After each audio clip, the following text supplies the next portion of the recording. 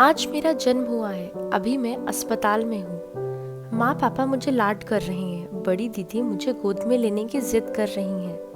तब पापा ने उन्हें कहा कि जब घर जाएंगे तब कर लेना इसे प्यार। मेरे जहन में सवाल आया कि मेरा घर कहाँ है। अब मैं 10 साल की हो गई हूँ। एक छोटा सा मकान है जिसमें 2 कमरे और एक रसोई है। पापा दूसरे शहर में काम करते हैं। पैसे कमाने के लिए बहुत मेहनत कर रहे हैं, जिससे हम 4 भाई बहन की स्कूल की फीस जमा कर सकें और खुद का घर ले सकें।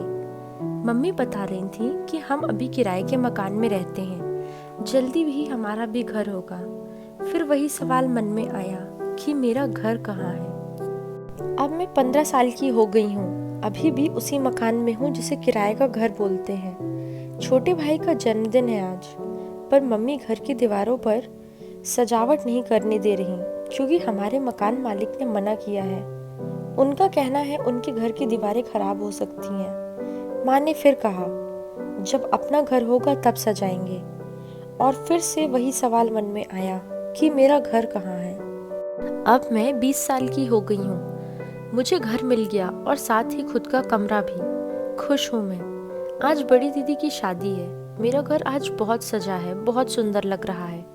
पर दीदी की आंखों में आंसू हैं।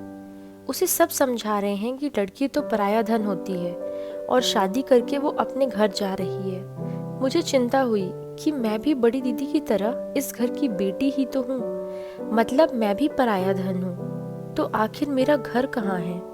अब मैं 25 साल की हो गई हूँ। घर में मेरी शादी की तैयारियां चल रही हैं। पापा ने विदाई के वक्त कहा, बेटी अब तेरा ससुराल ही तेरा घर है। शायद बड़ी दीदी से भी यही कहा होगा। तो एक बार फिर वही सवाल, मेरा घर कहाँ है। जब विदा होकर ससुराल पहुंची तब पति ने कहा, ये मेरा घर है। सास ने कहा, तुम्हें यहाँ के तौर तरीके अपनाने होंगे और उसी हिसाब से चलना होगा। तब मन में फिर वही सवाल, मेरा घर कहाँ है।